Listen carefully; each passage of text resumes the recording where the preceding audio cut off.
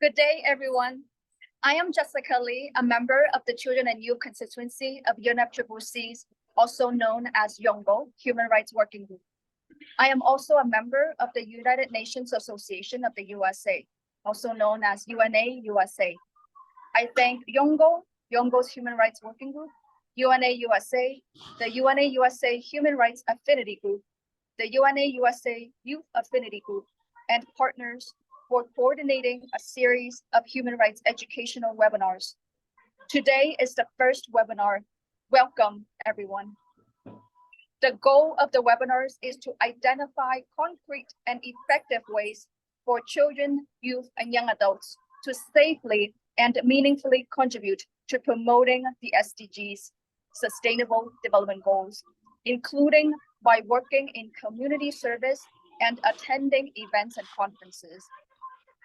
We aim for the webinars to educate and raise awareness about the nexus between human rights and different areas, including education, gender equality, and environmental and climate actions. Recognizing the connection and dynamics between human rights, social economics, cultures, heritage, religion, spirituality, and politics. I reaffirm my commitment to creating an inclusive environment for dialogue, knowledge sharing, interaction, and action with the safeguards of human rights. The webinar must remain courteous, respectful, and understanding while we engage with one another.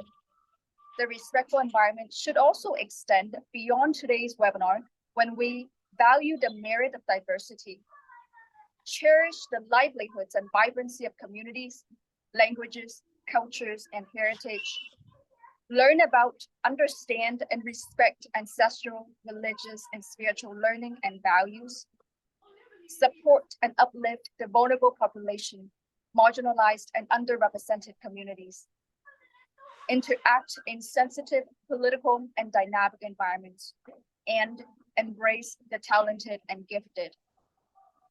I want to pay my respect to the indigenous peoples, tribes, territories, and tribal nations.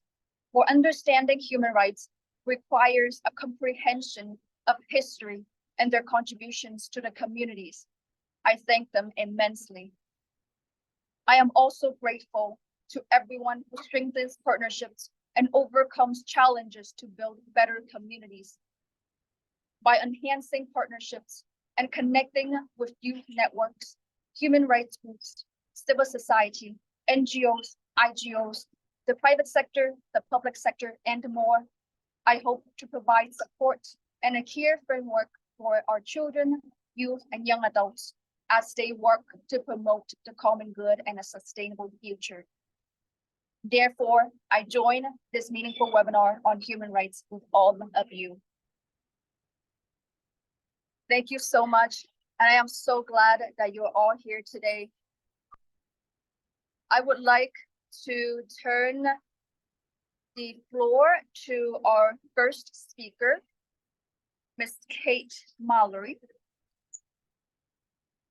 Kate is the current co-chair of UNA USA's Human Rights Affinity Group. Outside of the UNA USA, she is a member of TIDE's Children's Policy and Funding Initiative Youth Alliance Working Group, YAWG, a board member of the Kailash Satyarthi's Children's Foundation 100 Million Campaign USA branch, a member of Interactions Youth and Children Working Group, and a student fellow with the Global Campaign for Education, US, GCE US. Previously, Kate was a youth consultant to the UN Office on Drugs and Crime, UNODC, preceding COP28, where she offered advice on how youth can prevent human trafficking. Her input was featured at COP28 this past October, and she became one of the youngest US citizens to advise the UN through this collaboration. Kate has previously represented youth as a delegate for the 2022 UN General Assembly, the 67th Convention on the Status of Women, 2023 High-Level Political Forum, and the World Bank Group's 2023 Youth Summit. Thank you, and over to you, Kate. Thank you so much, Jessica, for that kind introduction. And thank you everyone for joining us today. YOUNGO and UNA Human Rights are super excited to share this information with you all and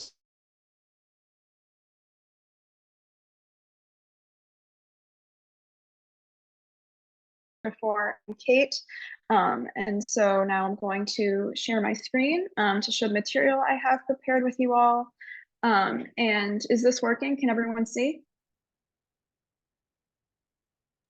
Yeah, I think if we just press go to full present full screen, and we should be okay.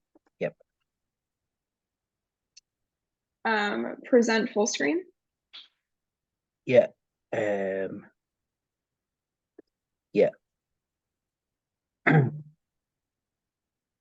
Yeah. I think if that's okay just now. Yeah. That's perfect. Yeah. Okay. Perfect. So for the first segment of our webinar, we're going to talk about human rights and the climate crisis. So it might be, hard to kind of see the overlap from the start, but the climate crisis is very much a human rights crisis and very much a humanitarian crisis. And humanitarian crises, of course, are being exacerbated by the harmful effects of climate change that we're seeing every day. And so to start, here's just a brief table of contents for this presentation. So first we have how the climate crisis is a human rights issue, examples of human rights violations from climate change, examples of human rights violations that are done by other humans, and then finally providing aid / what leaders and organizations can do to help provide aid in the midst of the climate change crisis that we're all facing. So first, we'd like to hear your thoughts. We recognize that there are a lot of dedicated activists and change makers in this space. So I've set up a mentimeter.com board, which is basically a word wall where you can share all of your thoughts. The question here should be, what comes to mind when you hear about human rights and how that intertwines with the environment? The link is over here for folks to type that in. Here's the code. Or if you would rather scan the QR code from another device and join from there, you are welcome to do that as well. You can just zoom out and find the board right over here. And then some responses should be popping up. Yep, so there's climate justice. And just to jog your mind a little bit, when you think of human rights and climate change / the environment, you might think of some things that the environment supplies for human rights, like, rights that are like clean water, the right to food, and ending poverty, some of which are very crucial human rights and sustainable development goals actually that cannot be ignored. Yeah, so there's food security, climate migrants, climate justice. Those are all great inputs. Kate, sorry to interrupt you. Kate, are you able to read that code out so I can put it in the chat for folks? Again. Sorry, what was your question? Can you read that code out again? The Mentimeter code, just so I can put it in the chat for folks as well. Yes. So what comes to mind when you think of human rights and climate change / the environment? The code for the Mentimeter. Oh, the code for the Mentimeter, my bad. Yeah. So the code for the Mentimeter is 49501758. I'll just give folks a minute to input that and add their thoughts. Thanks, just so I can put that in chat for everyone, that's all. Yeah, no, thank you. That's helpful. Okay, so now that it's in the chat, I think it's safe to flip back and we can just give folks another few seconds or so to give their thoughts.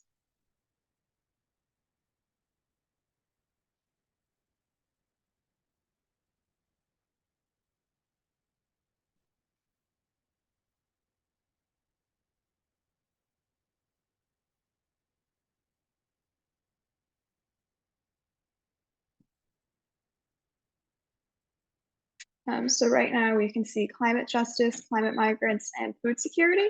If that's all the responses that there is for now, that's completely okay. It can be hard to see the overlap at first. And through the duration of this presentation, of course, we will talk a little bit more about how the climate change crisis intersects with human rights and humanitarian aid. So moving on from that, we have our first slide, climate crisis equals human rights crisis. How do these things intertwine? So first, human rights in our environment. So many of the essential human rights that are provided to us by the earth also happen to fit into the sustainable development goals. Like there's SDG 6, clean water. Of course, you can't survive without clean water, and clean water is essential to staying healthy. Same thing with healthy food, which ties into SDG 1. No poverty, making sure that people are able to access nutrients from food and live without the pain of hunger. There's housing, which is not one of the SDGs, but super important to highlight. Housing, the right to shelter away from harm, and the right to live under a safe roof with your loved ones. After that, sanitation, the right to live in a clean space. Good health, yet another SDG, which is the third one. You need great health for a good quality of life, of course. And then finally, life itself, the right to live is a human right, the right to live in peace and security without, the threat of harms that climate change brings upon us, and without the threat of human rights at the hands of other people on this earth. And so this came from UNEP, the United Nations Environment Program, in 2022. And in a historic move, they actually declared the healthy environment a human right. In a previous presentation that I did with UNA USA during the Universal Declaration of Human Rights, we talked about how the UN actually declared that internet access is a human right. And so I thought I'd include this here to kind of show how human rights, what they mean, what they are, how we can defend them, keeps changing during times like this, when our technology is advancing and when we're trying to navigate climate change in our changing earth. It's interesting to see how these intertwine with the rights that we're given and that we should have access to. So moving on from that, our next slide is the effects of climate change. I'm sure you're all aware of these or have heard of many of these before. Climate change causes disasters like droughts, extreme floods, heat waves, tropical storms, and more similar catastrophes. These cause crops to die, homes to fall apart, illness from intense heat. During the summer, we've seen kind of some of the hottest days on record, which is a little alarming to say the least. Increased drought, among other dangerous situations that prevent people from having access to things that they should have, like food, clean water, shelter. And the concerning aftermath here interrupts access to basic human rights mentioned before.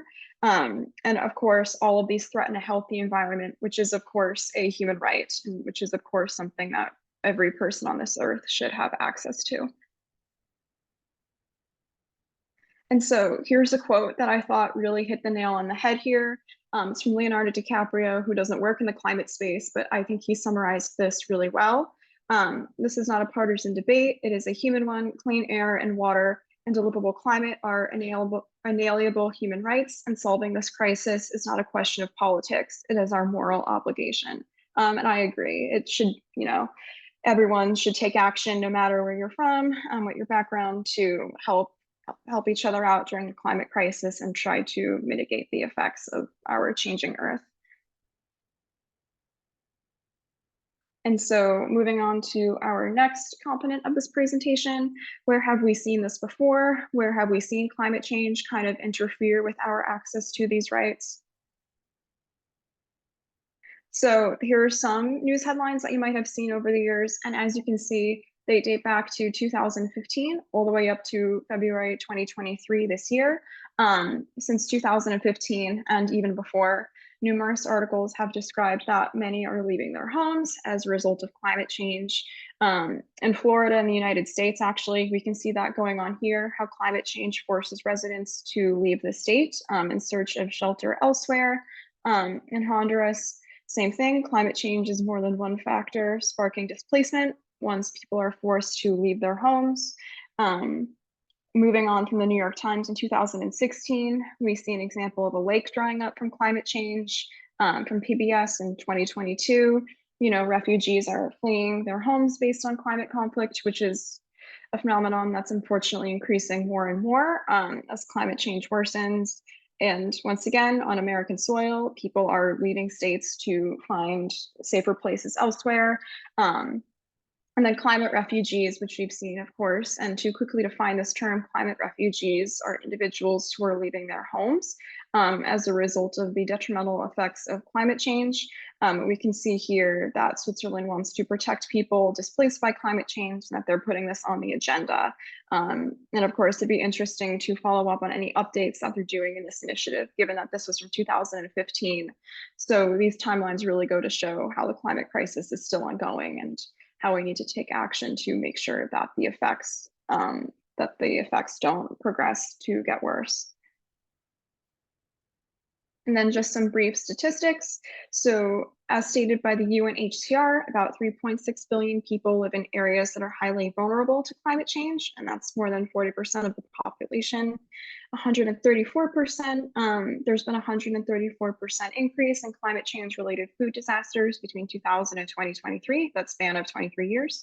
And that's from Volker Turk, who is currently the head of the UNHCR, the UN's High Commissioner for Human Rights.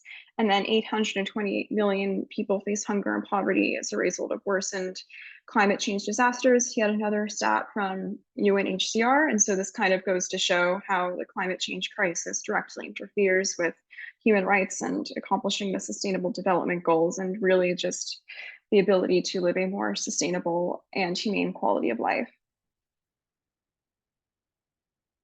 And then so moving on here are human rights violations by other humans. We just saw a very abridged overview of how the climate change, what happens to the earth directly interferes with access to human rights. But unfortunately, during the climate crisis, there are human rights violations done to people at the hands of other people. And so we're going to explore those now. It's also a super pressing conversation to have, and a conversation to have in terms of making sure that, you know, aggression becomes less severe and that human rights are protected. And so human rights violations by humans, which are fueled by climate change. So domestic violence and human trafficking are two of the biggest offenders against human rights when it comes to climate change and what people do to other people. So first, domestic violence. Unfortunately, this affects mainly women and children. Frustration is taken out on women and children. I've read reports from UN Women, actually, where when husbands are having a hard day at work and it's getting harder for them to provide for their family due to things like drought or flood that interfere with growing crops, they come home and they take their frustration out on any women and children living in a household.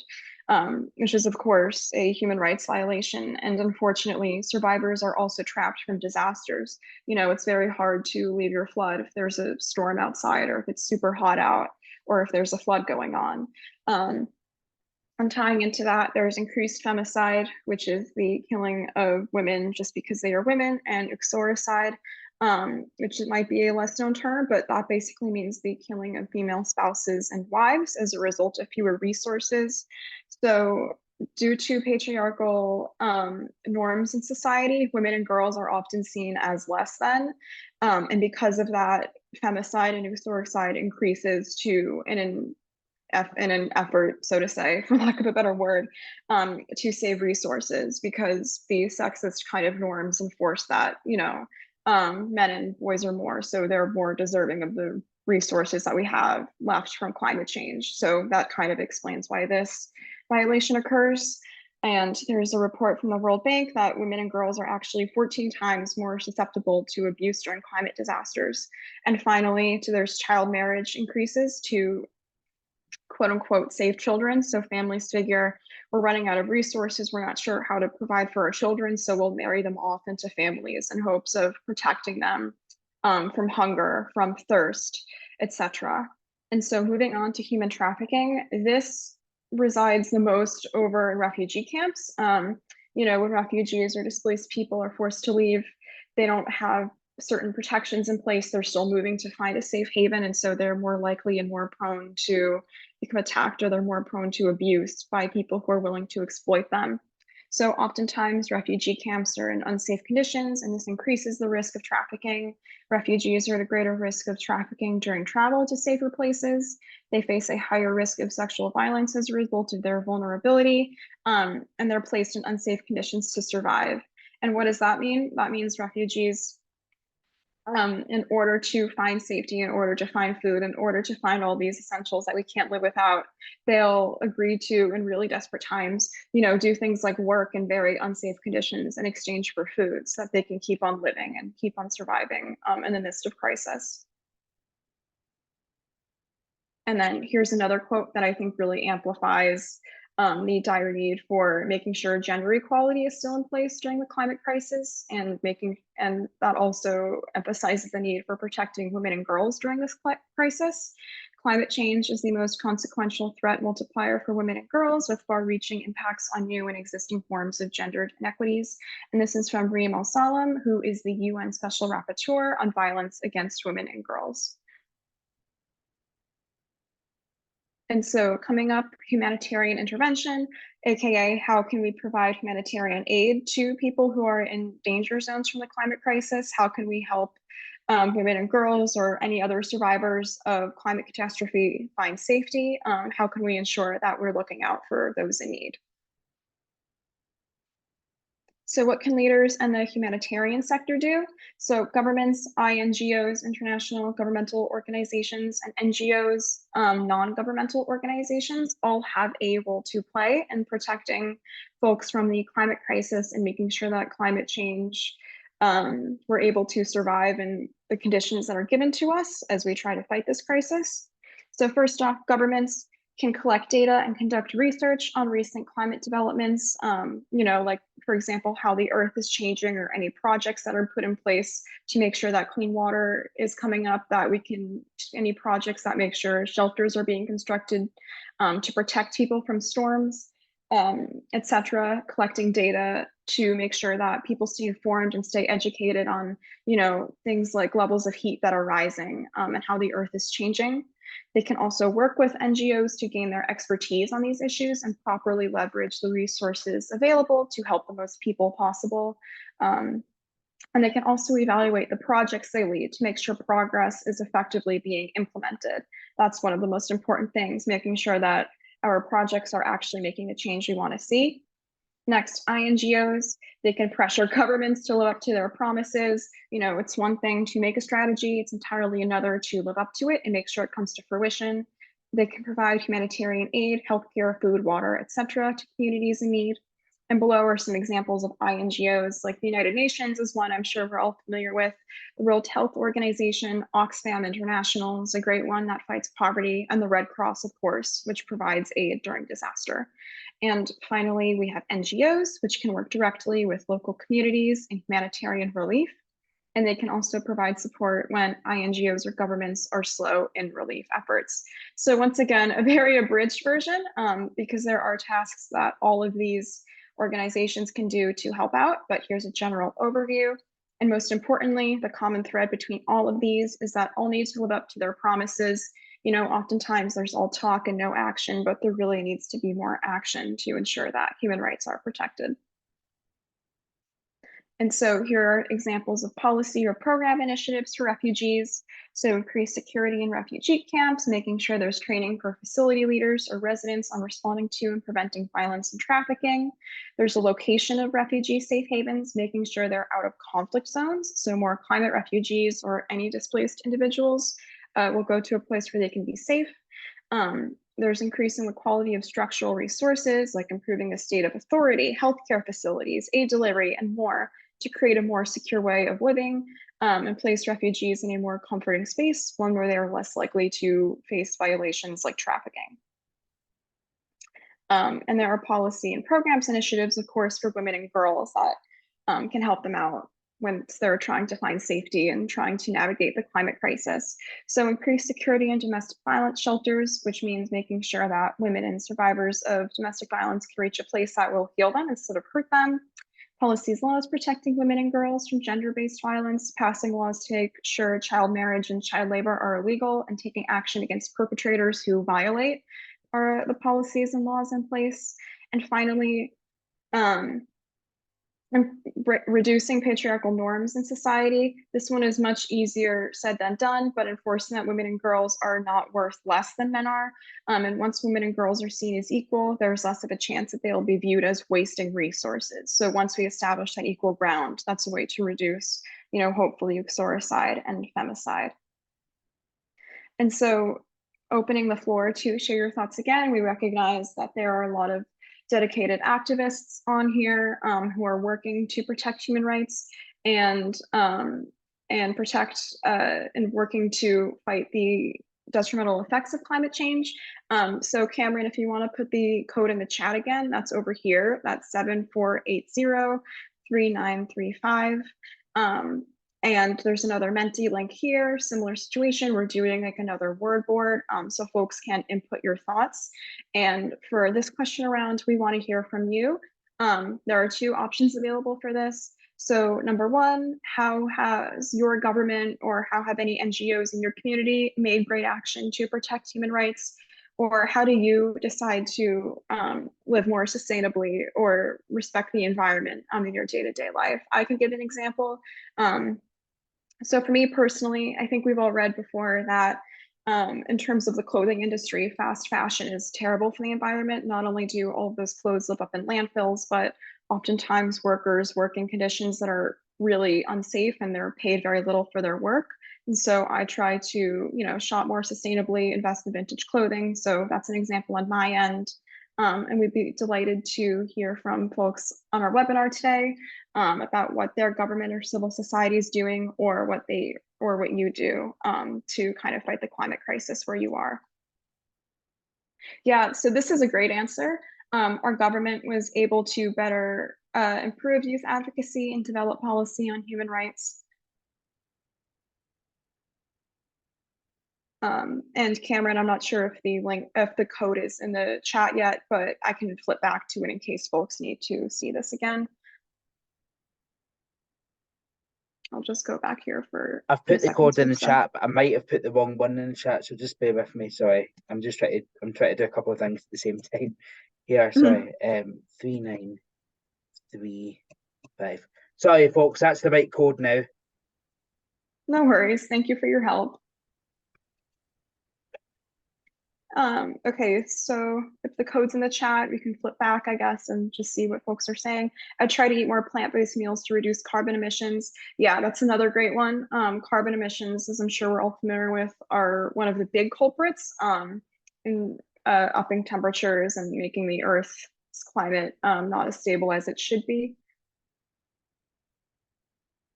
Holding landlords accountable for environmental health violations. Yeah, that's another great one. It's important to hold perpetrators accountable for, what they do to worsen the climate crisis. We're all on this earth together, so we should all be helping each other out. And just for the sake of time, I'll stay on this slide for 30 more seconds or so that we can hear from our other wonderful speakers.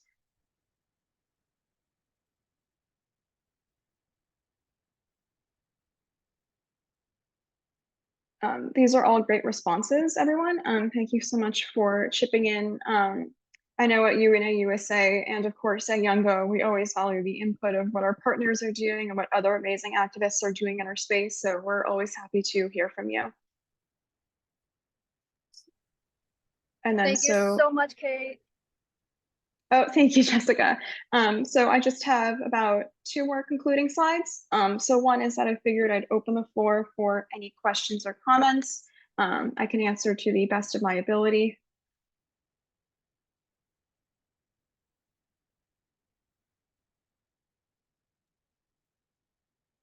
And participants, please feel free to write your questions in the chat, or you may stay throughout the whole session and ask at the end, where we hope to have another session, a participant circle, so that the participants and all the speakers can engage in an active conversation.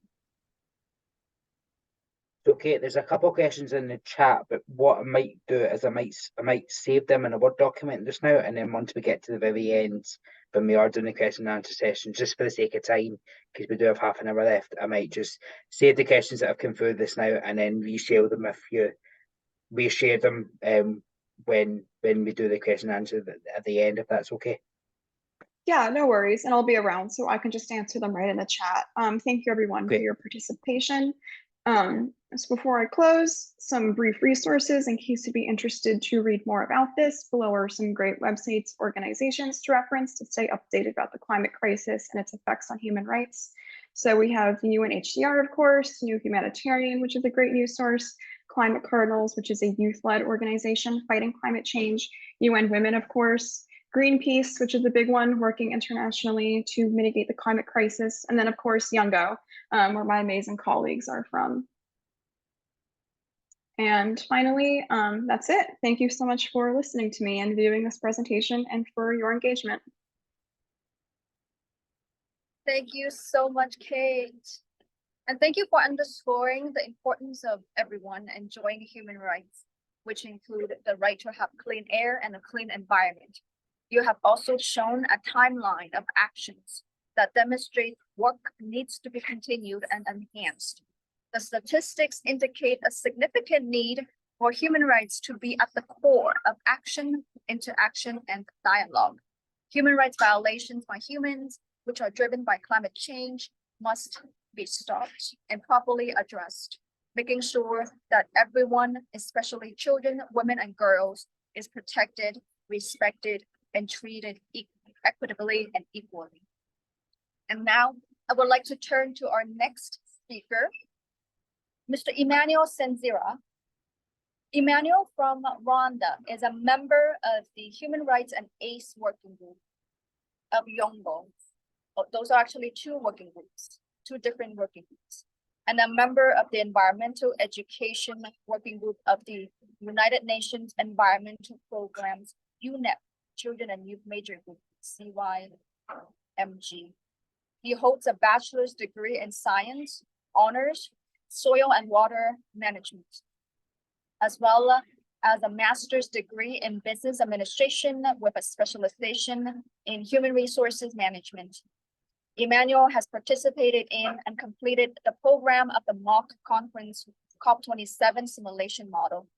He has attended COP27 and SP58 virtually as delegates to both. His affiliation to SP58 was going to the conference as a representative of the Global Youth Development Institute, GYDI. In addition, he attended the UNEA 6 as a member of the Partnership for Change and CYMG. Over to you, Emmanuel. Thank you, Jessica. Thank you for your introduction. As you say, I'm Emmanuel Senzira, a member of Human Resource Working Group. I'm coming from Rwanda. So I'm here going to share the brief of the COP. Let me start by sharing my document.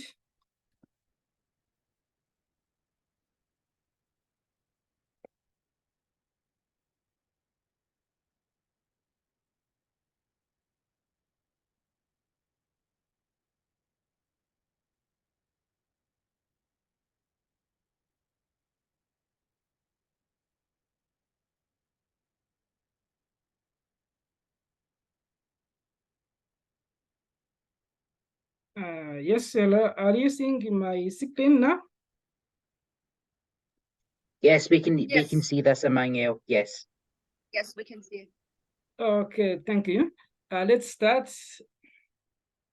Yes, that is the introduction. Emmanuel from Rwanda. I'm a member of Human Resource, Human Rights Working Group of YOUNGO.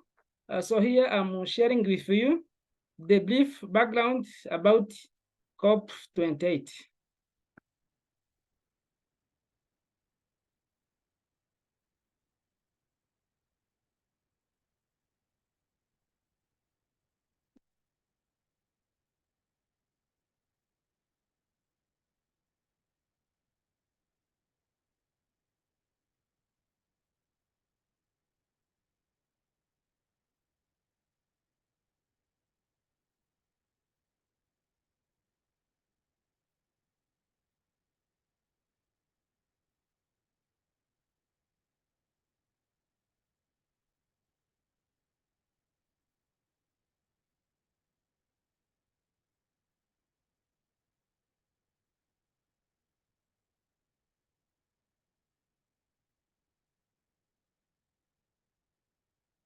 Hello again. Let's start to what is a COP.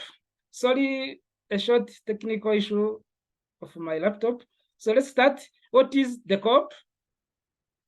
The Conference of Parties is the supreme decision-making board of the convention. COP assess the effect of the measure taken by party and the progress made in achieving the ultimate objective of the convention. All state government and government that are the part to the convention are presented at the COP, at which they review the implementation of the convention and any other legal instrument that the COP adopt and take decision necessary to promote the effective implementation of the convention, including instructional and administrative arrangement. Here it's how it starts. COP have historical background, how it started. International Climate Change Convention, known as the COP of the part of the International Framework Convention on Climate Change. The first COP meeting was held in Bern, Germany in March 1995. The COP meet in Bonn. The seat of the secretary unless a part offer to host the session. COP presidents rotate among the 5 recognized United Nations region, like include Africa, Asia, Latin America, and Caribbean, Central and East Europe, West Europe, and others. There is any attempt for the venue of the COP to also shift among this group because of COVID-19 pandemic. The COP 2020 was postponed until 2021. So this share what is the COP and how it is started. Simply only I say the year started as 1995. The government offers a seat on the Bern, Germany, to start negotiating on the climate change issue. Let's continue by the post-COP term. Here I start with the COP27 in Egypt. Climate conference started in 6 to 18 November 2022. The term was Together for Implementation, with a view to renew and extend the agreement reached in the historic Paris Agreement.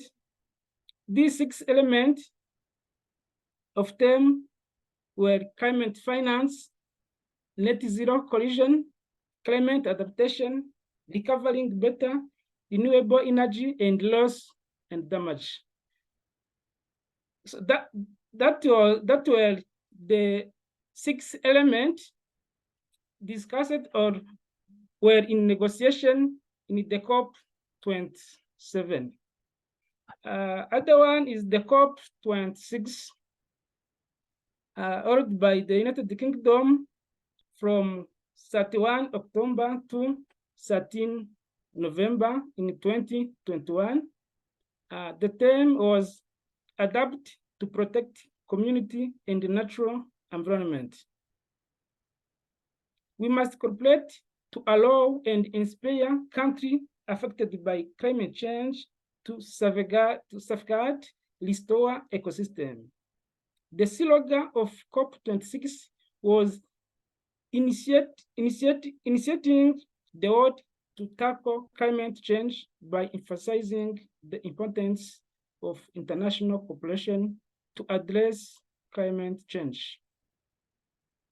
Here I continue with the COP25 held by Spain in Madrid from 2 to 13 December 2019.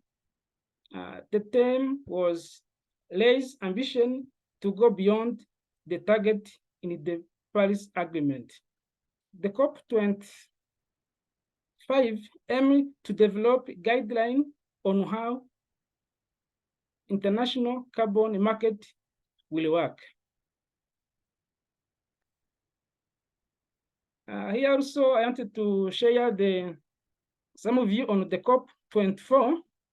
I had it in Poland, Katowice, from 2 to 14 December 2018. The theme was Changing Together, emphasizing the need for collaboration and cooperation to address climate change.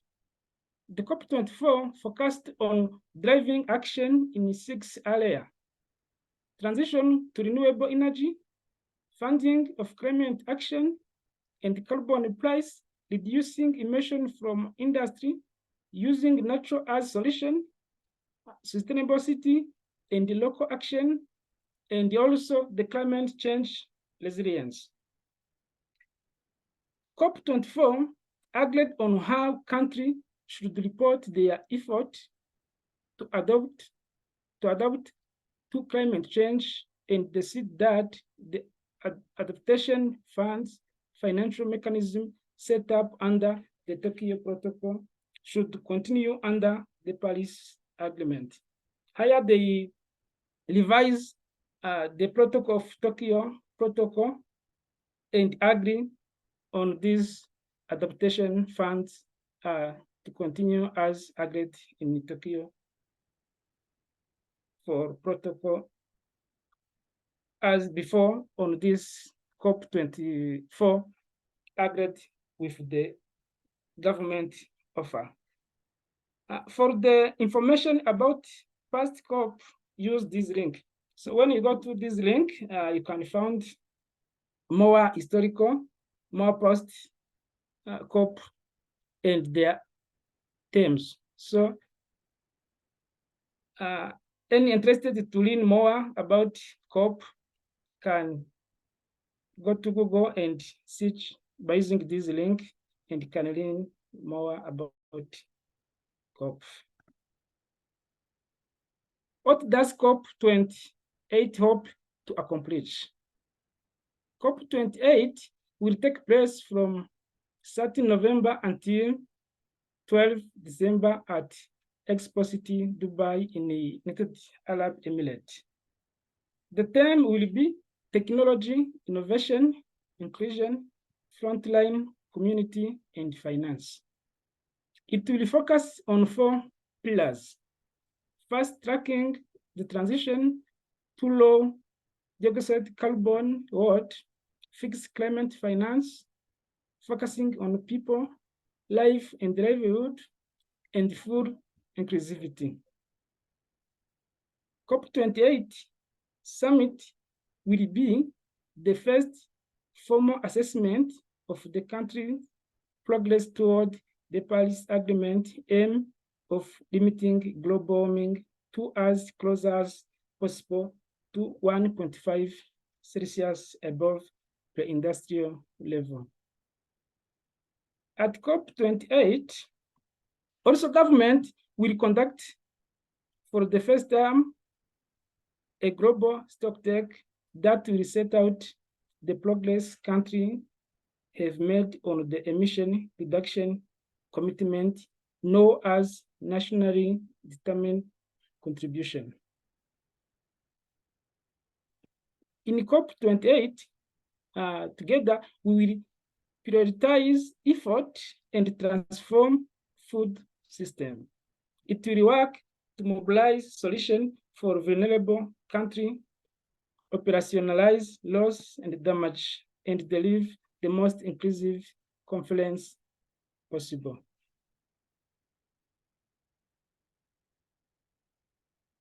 Thank you for kind attention. That is time of question and clarification. Thank you, everyone. Thank you so much, Emmanuel. And if any participants have questions and commentaries regarding Emmanuel's presentations, please put it in the chat, or you may raise your hand and then we can take your questions. I see there's one question that comes up. Can you please explain transform food system? And Emmanuel, what does it mean by transforming food systems? Thank you for this good question.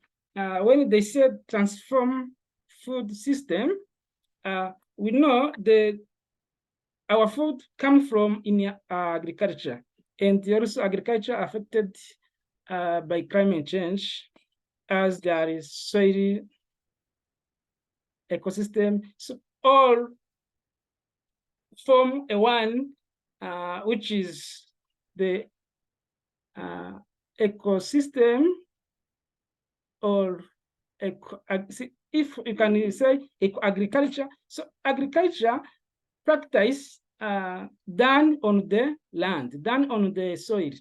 When the climate change come, like disaster, flooding, drought, and landsliding, so affect the agriculture.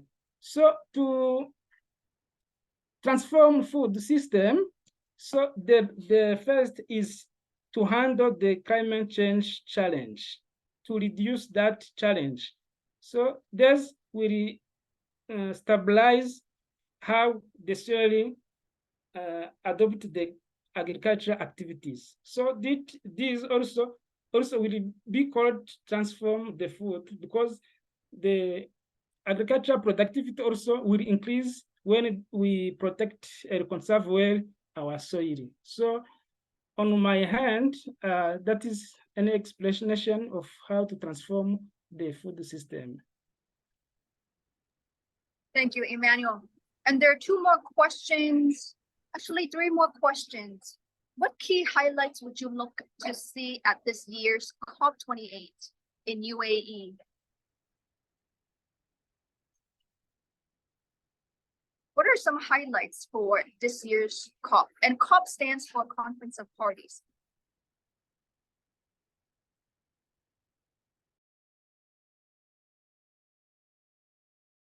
Sorry, I said some more point and global state talk. So, and the country contribution, where they make the assessment how the country contribute in implementation. So that point also will be the key in this COP28. So any other point related to climate change, of course, will be negotiated and discussed in COP28, but they highlight some more key points will be very first in COP28. So there are many points, but there are, as I present in my presentation, there are any point. So I don't know if I can also share the document.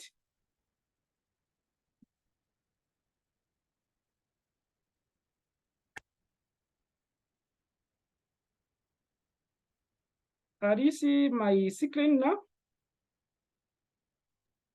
Yes, and Emmanuel, in your presentation, you have highlighted past Conference of Party themes.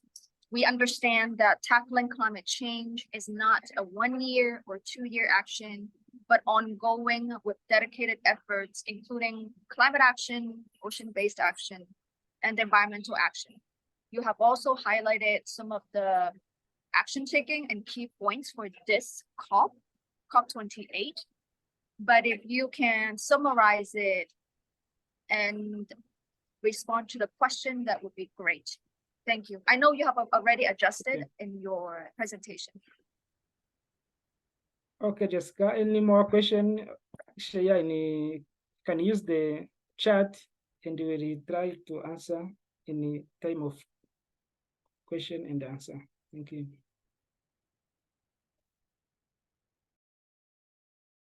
So what we can do is, for the participant that asked the question about highlights for this year's COP, would you be able to follow up with Emmanuel? And Emmanuel, would you be able to follow up with the participant? And you can follow up with the participant via chat. And there's also one more question for you. Will COP28 have some session broadcasted for those who cannot attend in person?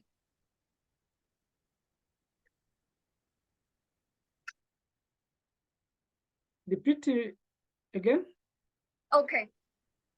Will COP28 be able to be broadcasted for those who are not able to attend in person? Yes, of course, the COP28 have the agenda will be flowed where the participants from country, non-government, and the other group. So will take a part, will take place in the negotiation, will take place to share and to contribute in the idea how this key highlighted will be in the agenda of COP28, how they can achieve on the objective of the COP28. So, of course, in the COP, there are the many participants from any country, any organization, and also any CAM. So we know in the COP28, to attend, you come representing any organization, any countries, any group. So to participate means to contribute on the key point highlighted in the COP28 agenda. So don't to go only to understand, to follow, but also to contribute, all basing on the key point. Because each COP has the item, has the key point followed during the conference.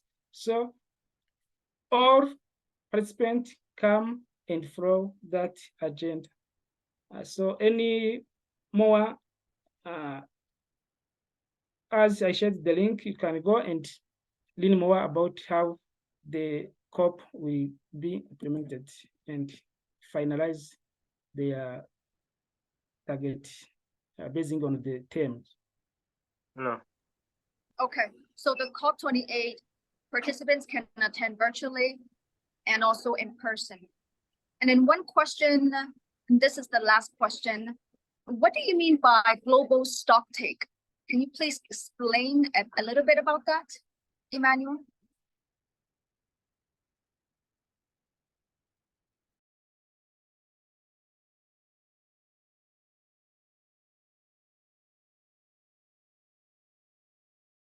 Okay, so perhaps Emmanuel has just dropped offline. We Sorry? will follow up. Oh, okay, Emmanuel, are you still here?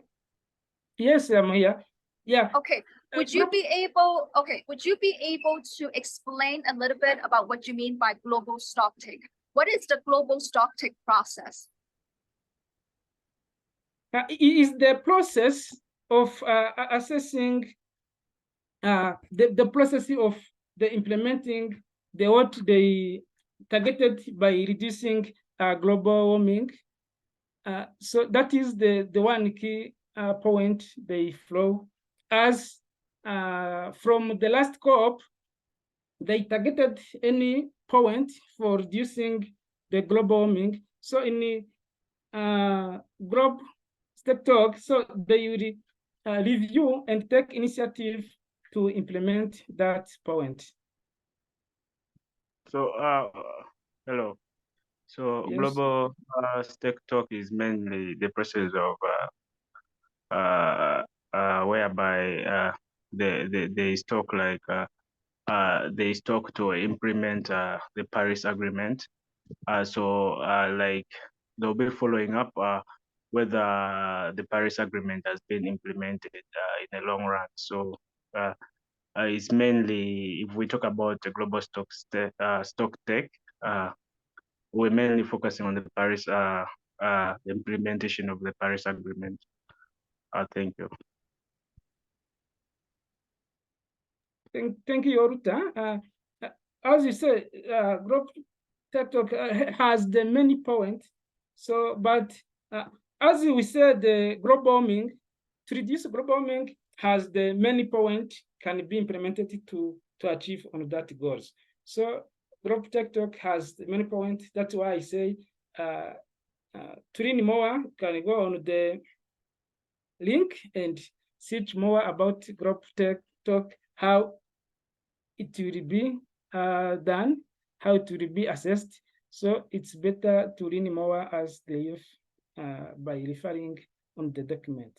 So, but group Dr. has the many key points will be forward. Thank you, Emmanuel. Thank you so much for your contributions. And I see that we are now reaching the 1 hour mark. We have 2 more speaking sessions and a performance, a presentation by a renowned artist. So I hope that you can stay for the next 30 minutes. And next, I would like to turn to the next speaker, Aquayemi-Claude G. Akinsanya.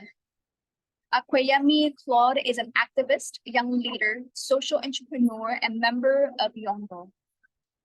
Claude believes that bringing forth equal opportunities for all is essential in addressing to call to action for systemic change. Claude is an expert in the area of DEI, and that's diversity, equity, and inclusion, human rights, quality education, climate change, technology, neurodiversity, mental health, and global affairs. Claude has a background in climate activism, youth delegations, high-level spaces, and in other fields of social impact projects. Over to you, Claude. Okay, hello everyone, and hello Excellencies, young leaders, and fellow participants. It's a pleasure to be joined with you all today. I am going to be discussing about the climate crisis, human rights in the 21st century in 2023. So if we can please go to the next slide, please.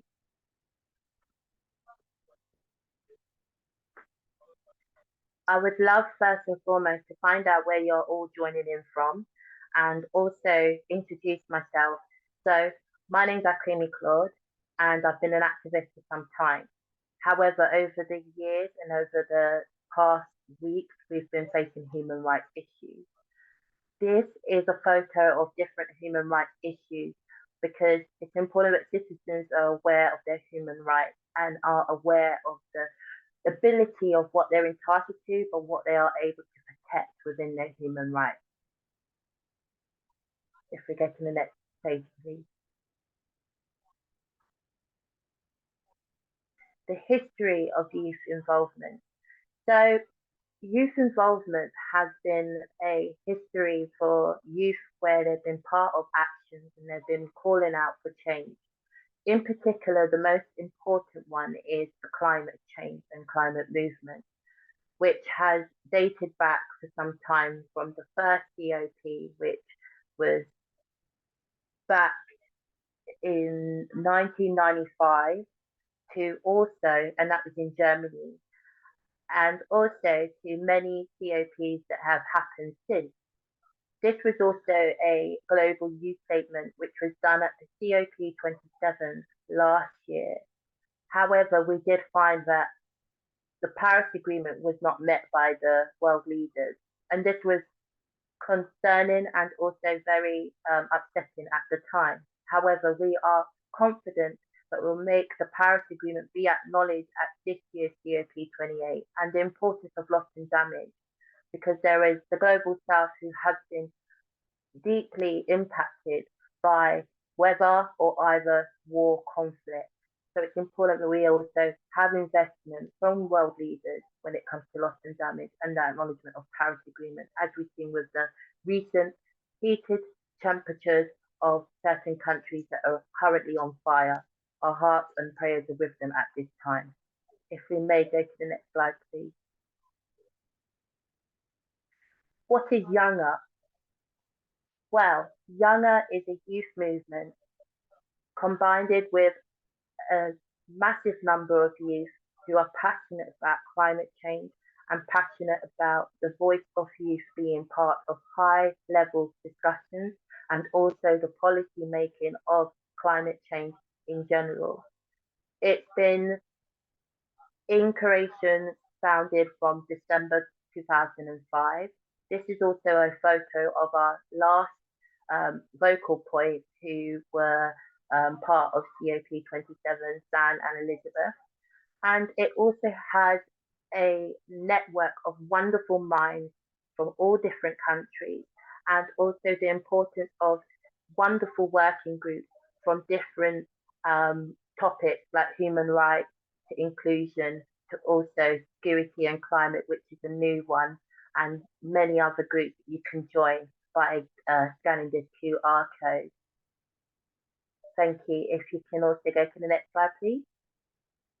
So the youth involvement is essential and really important. As I was just saying, like we had hot temperatures in the global south and some other countries like Portugal, Spain, and Italy. It is important that we are able to call out for, the accountability of our world leaders, especially when they are funding for investment of new gas and oil, and also when they are funding for new field mines and new like that digging and fossil fuels.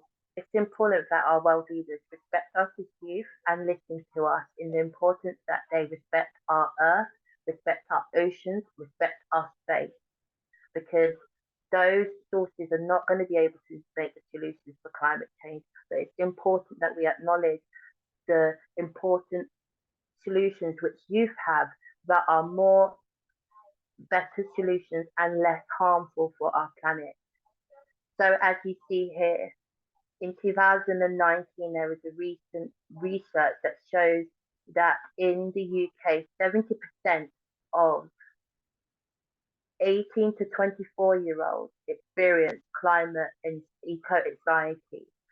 So we are activists who call for change. However, we do face this element of eco-anxiety. We also face this element of imposter syndrome as well.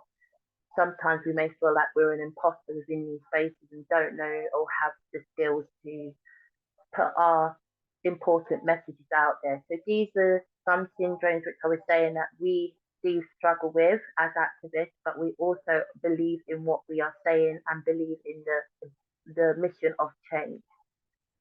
So this is just a photo as well to show you of the current kind of globe and of how the weather and the kind of roadmap of how our climate has changed over time. And this is recent from 2023. If I may go to the next slide, please. Thank you so much. But what is really important as well, I would like to ask you all as a call to action, is to please feel free to sign this petition. You can scan this QR code. I am going to put the information in the chat. And it's important that we are able to protect our freedom of speech and our human rights when we are entitled to having a right to protest, and that importance of being able to fight for climate and Mother Nature. Thank you very much for your time, and it's been a pleasure to speak and share with you all today. Thank you so much, Claude. And participants, if you have any questions, please feel free to put them in the chat and we can address them as they come along. So far, I haven't seen any questions, so I will go to the next speaker. But before that, thank you, Claude, for emphasizing how important YOUNGO is to promoting a sustainable future by focusing on various thematic aspects. And at YOUNGO, we focus on climate action, reducing inequality, natural biodiversity preservation, conservation, and restoration, loss and damage, adaptation, human rights, and more. Youth leadership propels innovation, interaction, and collaboration. And this is where we strengthen partnerships with youth leadership. And now I would like to turn to the next speaker, Mr. Joshua Cooper. Joshua balances academia and advocacy, focusing on international human rights law through diplomacy and direct action. Joshua is an educator with over a decade of experience teaching at numerous higher education institutions in Hawaii. He has developed curriculum in over 40 courses in political science to focus on core themes of nonviolence, ecology, human rights, and social justice. Joshua has taught over 100 classes at the University of Hawaii. He teaches at summer programs with a specialty on human rights of Indigenous peoples at the National University of Ireland, Galway, and the School of Law at the University of the District of Columbia, Washington, D.C., as well as intensive courses on emerging issues in peace and human rights at the International Training Center for teaching peace and human rights in Geneva, Switzerland. Joshua has participated as an official observer at the United Nations meetings in both the charter and treaty bodies of the human rights machinery for over a decade. Currently, he serves as a member of the United Nations Association USA's National Council. Thank you, Joshua, for coming to the session. Over to you. Aloha. Thank you all. It's an honor to be able to join you. And Emmanuel, great speech, as well as Claude. Really excellent points on understanding the connection between climate change and human rights to achieve the Paris Agreement, the UN 2030 Agenda, and also something that we're commemorating this year, the Universal Declaration of Human Rights. What I'll do today is just briefly discuss the UDHR at 75, the upcoming COP28, but also outline ways that we can organize at other UN mechanisms that we can bring the climate justice movement and make sure that the voice of youth is heard in many spaces, and not only at a COP, especially at a COP, many of us are concerned about the way that it's shaping up so far. First and foremost, this December 10th, the world will commemorate the 75th anniversary of the UDHR. And that's significant because when the 50 governments gathered in 1945, it was civil society, it was people that pushed for human rights to be on that agenda, to push for 7 articles in the UN Charter. And that's what's important with what YOUNGO brings, but also in general, the wider climate justice movement. The UN Charter starts with we the peoples, not we the governments. And it's we the peoples that are standing up in solidarity for protecting our planet, our only home. And this is, of course, why it's so crucial. And when you look at the UDHR on the 75th anniversary, it's important because it has civil and political rights, the tools to allow us to protect our planet, but also economic, social, and cultural rights. The minimum of what everyone's guaranteed to have a good life, a life of well-being, and also taking care of our world. And that's what's so crucial as we look at that. The other important point as we're discussing it is when people be meeting at the UAE, what's important, that's just a corporate interference in the background, but we just keep moving. When the UAE's meeting, it'll actually be taking place on December 10th. And that was one of the things that happened at the Paris Agreement. I'll never forget, I was doing a side event and we're busy negotiating. And we were trying to get the language of human rights in the preamble and throughout the document. And it was on the anniversary of where the UDHR was actually adopted decades earlier. And people were thinking before how they're two are separate.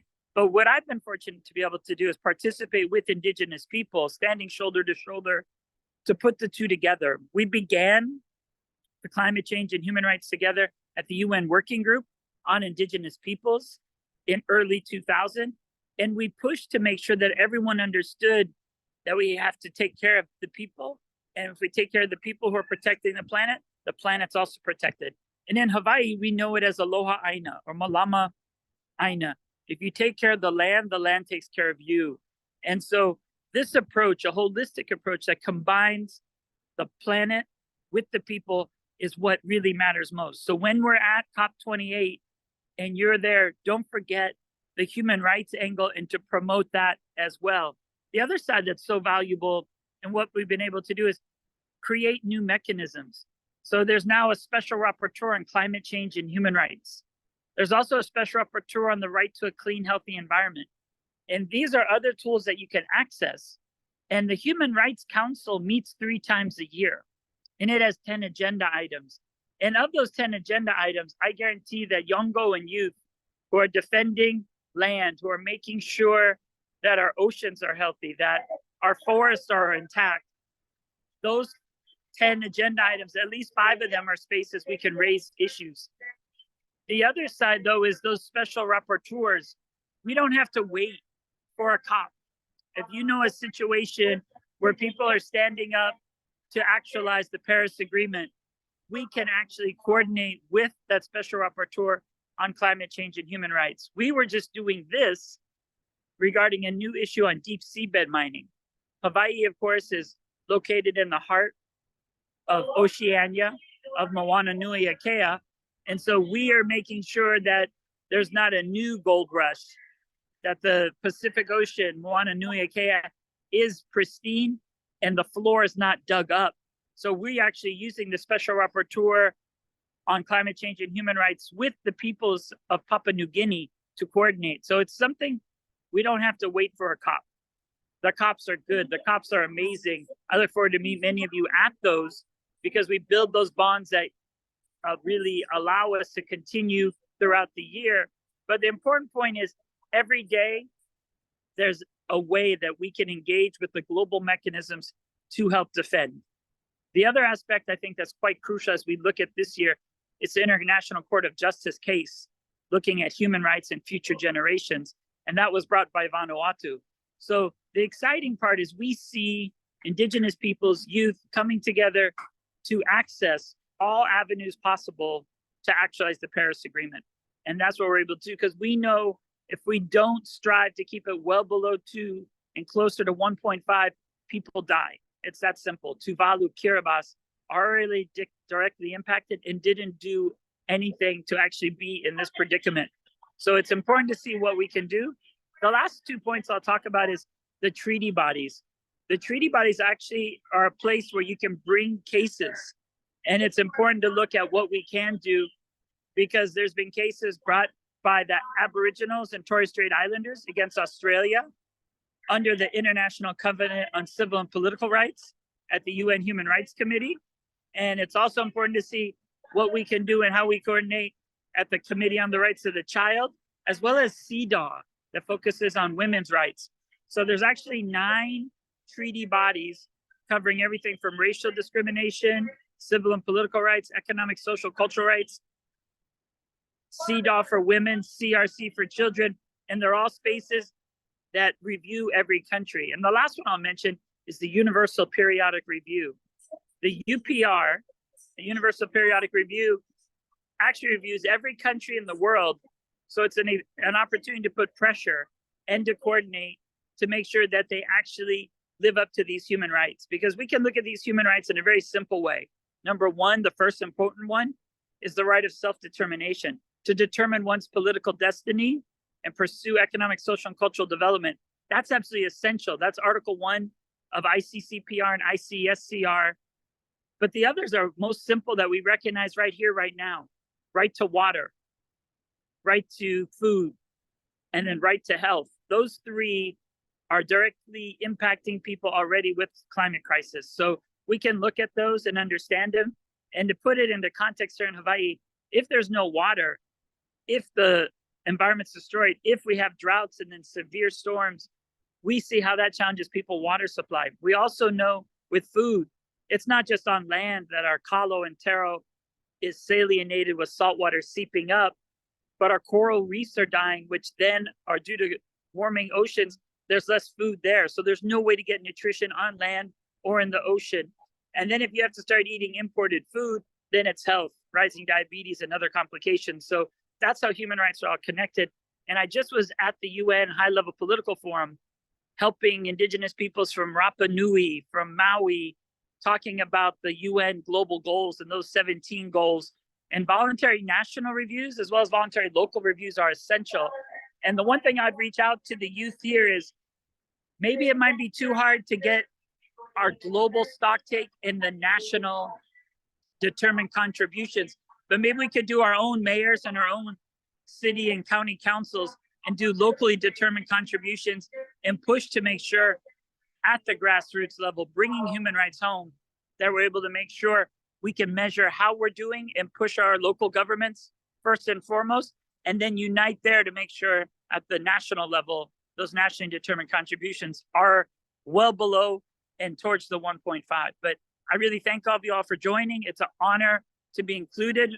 I appreciate your flexibility as there are some complications this morning, but I wouldn't want to miss it for the world and can't wait to connect with everyone going forward in voluntary local reviews on the SDGs and locally determined contributions and making sure that Paris is not just a promise on paper, but a reality to improve people's lives around the world. Mahalo nui and aloha. Thank you so much, Joshua. We are so great So glad that you're here, and thank you for giving us an overview about UDHR, and that stands for Universal Declaration of Human Rights. And this year is the 75th anniversary of the Universal Declaration of Human Rights in December 2023. And thank you so much for emphasizing the urgency of taking action to make sure human rights are recognized and enjoyed by everyone, everywhere. Thank you, Joshua. I hope that you can stay for the next 15 minutes or so, because we have a performance by the renowned artist, Mr. Nanak Abrante.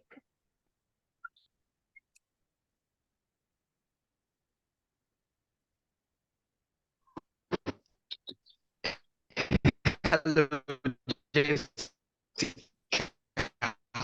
Hello, Nanak. There may be some technical glitches.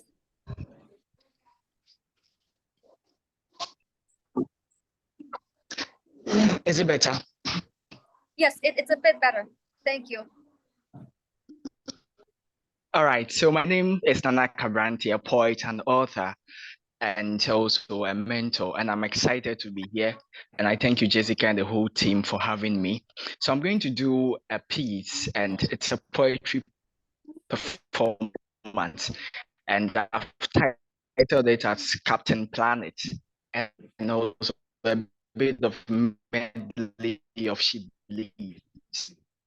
So these are about climate change and also the ocean, and how we can also protect and give it our all to do or to enjoy.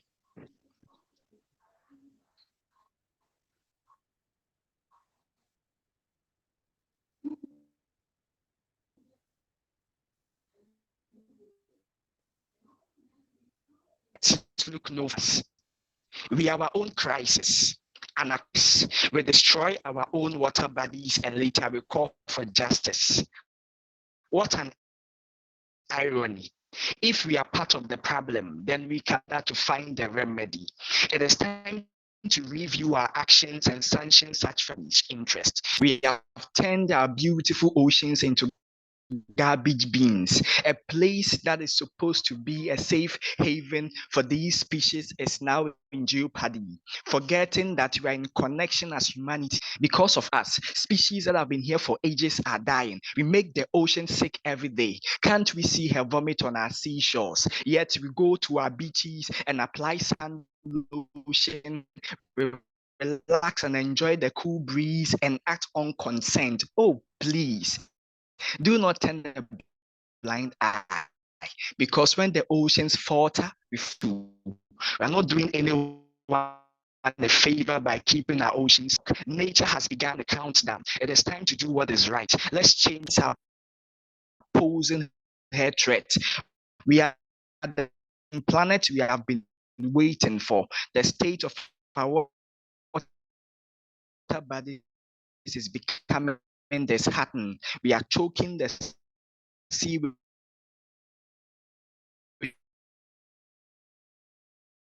unwanted materials. Government and corporate society, let's seize restore the oceans. We have the remedy in us. We can contaminate our own waste. Our health is at stake. 8% of my plastics of which finds its place in the ocean. Worldwide, 73% of beach litter is plastic. Of these waste, more than 4 IUA. The question, but storms are questions and answers. If sanitation, why do we dispose it? As it is said, the little plenty ocean, but one the ocean. Remember, it is still folks do.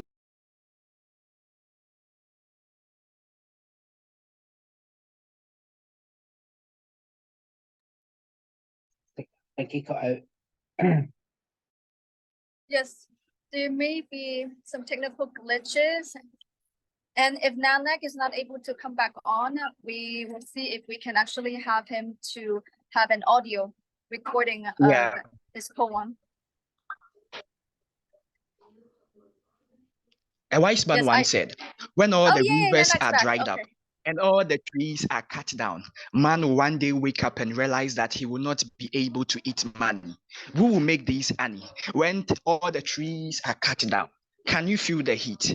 Are we ready to dance to the beat? This is not the time to feast, destroying the environment, starving the beast. What a man without trees. Do we want to seize the breeze? Oh, we can't breathe. Mother Nature is bleeding, pleading, loading injury. Our actions are leading her astray. What a misery recorded in history to humanity. The blows, the rules. Oh, let's one day we don't regret the threat we are entering a future generation for money to satisfy solve the puzzle. Are we ready to receive the puzzle of our actions? Caution, it's a global warming warning. When nature raises an eyebrow, it doesn't matter our crown. We will go down unless the right is in place now to make matters stay calm. Our environment is the lungs of the earth. Polluting the air, water, and deteriorating the land will be a threat. Climate change doesn't know any political affiliation, religion, race, sex, or any country of origination. Are we ready to connect the dots, to dot the I's and to cross the T's? Speak up for Mother Nature. She didn't sign up for this, to be bullied by a creature, intentionally destroying our environment and procuring resources to solve it won't to make us progress, but to progress. Climate change is not all about changes in weather, but our behavior. Fighting climate change is not an event, but a lifestyle. Mother Nature didn't harbor us to cause her trouble. If we don't act early, this will be a constant struggle. Mother Nature is still bleeding. It's abnormal because it is not the time of the month for her to pay her dues. This is a breaking news, leading the headlines. Don't undermine or treat it as a sideline. If you only think about getting the money in our pockets, one day the route of Mother Nature will keep us in closed doors, in our locket. Let's connect and effect change. Encourage a greener community to improve biodiversity. Now, we shouldn't be distracted by the dying. Leaders, it's high time we blow the whistle. Mother Nature is calling, phone ringing. Let's give it a sense of agency in order to provide solutions to tackle climate change. If we continue to watch her bleed, there is no way we can stand her vengeance. You and I have one more chance to make things right and relieve Mother Nature of her plight. My name is Nanak Abrante. Yeah. Thank you so much, Nanak. Thank you. And I understand that there are some technical glitches and sometimes the sound will not come on very, very smoothly, but we would love to have an audio recording of the poem and we can share it with the participants. And thank you so much for unifying the community with your artistic and poetic talent, for showing how the arts can be a connecting force to face climate reality and work towards sustainable solutions to a climate resilient environment. Thank you so much for joining us, Nanak. And I see that we do not have any more questions, but if you do, please feel free to get in contact with YOUNGO, with the UNA USA. Now we are at the conclusion of the webinar. Thank you to all the participants, speakers, Nanak, partners, YOUNGO Human Rights Working Group, UNA USA Human Rights Affinity Working Group, and the UNA USA Youth Affinity Group. The next webinar will be on human rights and education. Please join YOUNGO and the UNA USA to continue championing for safe, secure, and sustainable environment and future. You can also connect with us, YOUNGO and the UNA USA. Farewell, and I will see you soon. My name is Jessica Lee, and I am today's moderator. I wish you all a fantastic, lovely, and meaningful day. Thank you, Jessica, for moderating that webinar as well. Just before folks go, what we'll do is we will send the email, the recording and the links and the presentations and everything else out to you. It'll probably be into next week now, but we will make sure that you get a recording of everything and all the webinar links and all the links to join YOUNGO as well. So thank you so much everyone for coming as well.